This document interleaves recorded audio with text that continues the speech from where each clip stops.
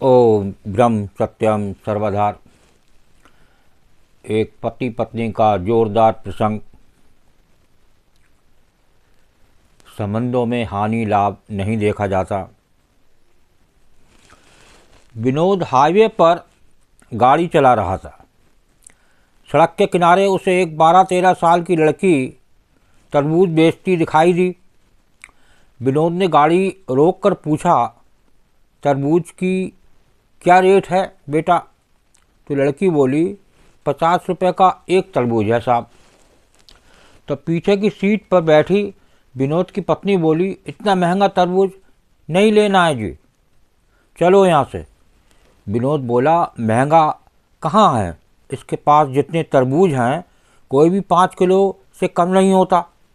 तो 50 रुपये का एक दे रही है तो 10 रुपये किलो पड़ेगा। हमें बाज़ार से तो 20 रुपये किलो भी 20 किलो में भी मिलता है, 20 रुपये किलो में ही मिलता है।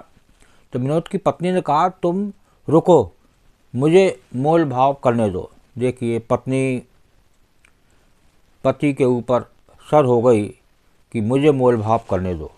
अब आगे का आनंद लेते हैं। फिर वो लड़की से बोली, 30 रुपये का एक देना है तो वरना रहने दो। लड़की बोली, 40 रुपये का एक तरबूज तो मैं ख़रीद कर लाती हूँ आंटी, आप 45 रुपये का एक ले लो, इससे सस्ता मैं नहीं दे पाऊँगी। तो विनोद की पत्नी बोली, झूठ मत बोलो बेटा, सही रेट लगाओ। देखो, ये तुम्हारा छोटा भाई है ना, इसी के लिए थोड़ा सस्ता कर दो। उसने खिड़की से झांक रहे अपने 4 वर्षीय बेटे की तरफ इशारा करते हुए कहा। उस विनोद का 4 वर्षीय एक बेटा था, उसकी तरफ इशारा करते हुए पत्नी ने कहा।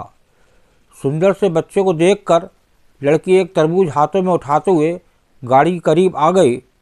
फिर लड़के के गालों पर हाथ फेरकर बोली, सचमुच मेरा भाई तो बहुत सुंदर है आंटी। विनोद की पत्नी बच्चे से बोली, दीदी को नमस्ते बोलो बेटा। बच्चा प्यार से बोला, नमस्ते दीदी। लड़की ने गाड़ी की खिड़की खोलकर बच्चे को बाहर निकाल लिया और बोली, तुम्हारा नाम क्या है भैया? तो लड़का बोला, मेरा नाम गोलू है दीदी। बेटे को बाहर निकालने के कारण विनोद की पत्नी कुछ असहज हो गई। तुरंत बोली, अरे बेटा, इसे वापस अंदर भेजो, इसे डस्ट से एलर्जी है। लड़की उसकी आवाज़ पर ध्यान न देते हुए लड़के से बोली, तू तो सचमुच गोल मटोल है रे भाई, तरबूज खाएगा? लड़के ने हाँ में गर्दन हिलाई तो लड़की ने तरबूज उसके हाथों में थमा दिया। 5 किलो का तरबूज गोलू से नहीं संभल पाया। तरबूज फिसल कर उसके हाथ से नीचे गिर गया और फूट का 3-4 टुकड़ों में बट गया। तरबूज के गिरकर फूट जाने से लड़का रोने लगा। लड़की उसे पुचकारते हुए बोली, अरे भाई रो मत, मैं दूसरा लाती हूँ।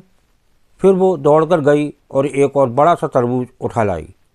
जब तक वो तरबूज उठाकर लाई, इतनी देर में विनोद की पत्नी ने बच्चे को अंदर गाड़ी में खींचकर खिड़की बंद कर ली। लड़की खुले हुए शीशे से तरबूज अंदर देते हुए बोली, ले भाई, ये बहुत मीठा निकलेगा।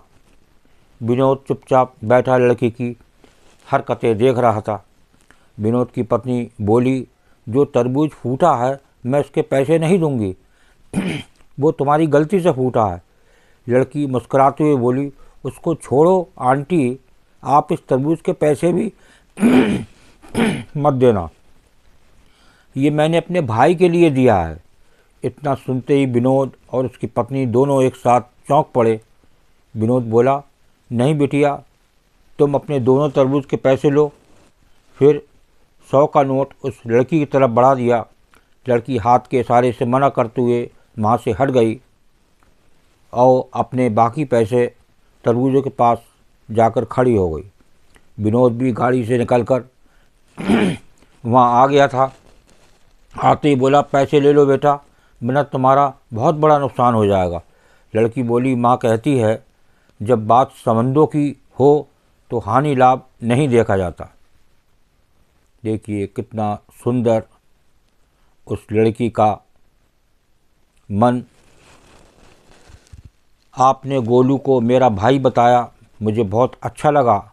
मेरा भी एक छोटा सा भाई था। मगर विनोद बोला, क्या हुआ तुम्हारे भाई को? वो बोली, जब वो 2 साल का था तब उसे रात में बुखार हुआ था। सुबह माँ हॉस्पिटल ले जा रही पाती उससे पहले ही उसने दम तोड़ दिया था। मुझे मेरे भाई को बहुत याद आती है। उससे 1 साल पहले पापा भी ऐसे ही हमें छोड़कर गुजर गए थे। विनोद की पत्नी बोली, ले बिटिया अपने पैसे ले ले।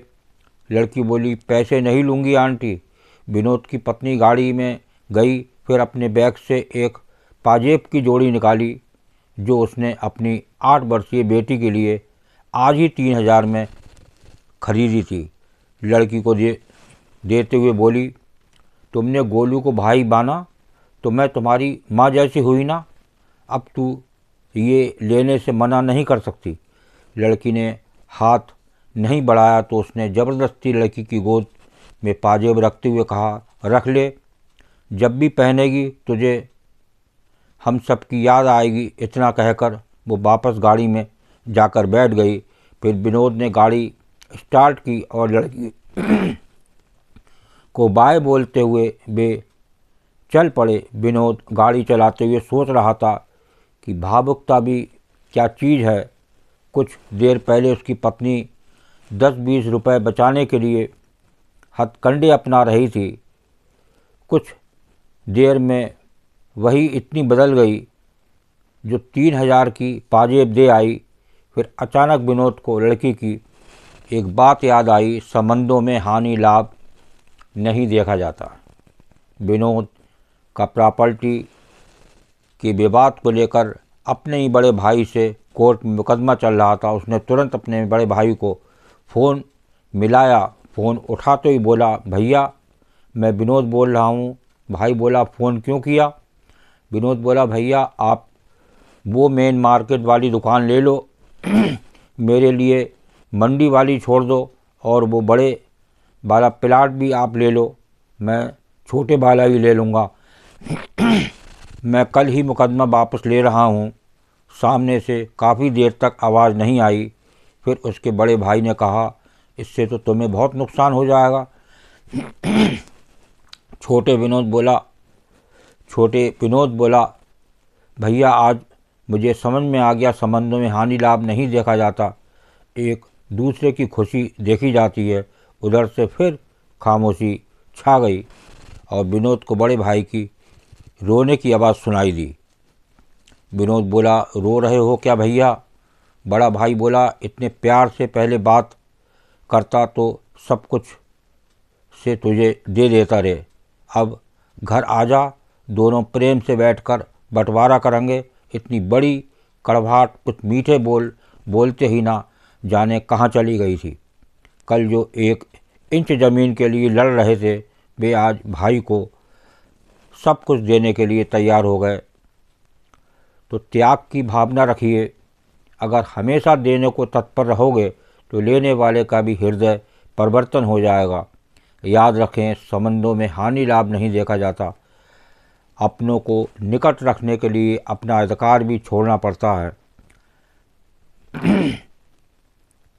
ये कहानी या प्रसंग अच्छा लगा हो तो ज़रूर शेयर करें। एक संबंधों में हानि लाभ नहीं देखा जाता, किस प्रकार उस तरबूज वाली लड़की को 3,000 की पायल दी गई, कहाँ 5 से 10 रुपए की नोक झोंक हो रही थी। और इसी प्रकार विनोद ने अपने भाई को एक चलता मुकदमा वापस ले लिया और दोनों भाइयों में वो तनाव ख़त्म हो गया। इस प्रकार का भाव हो, इस प्रकार की ममता हो तो निश्चित ही एक परिवार जो आजकल टूट रहे हैं सुखी रह सकते हैं। ओम ब्रह्म सत्यम सर्वदा दास का प्रसंग अच्छा लगा हो तो ज़रूर शेयर करें ताकि और भी लोग क्या पता इस प्रसंग से क्या असर मन पर पड़े और एक बिगड़ते रिश्ते एक सुधर जाएं। ओम ब्रह्म सत्यम सर्वदा।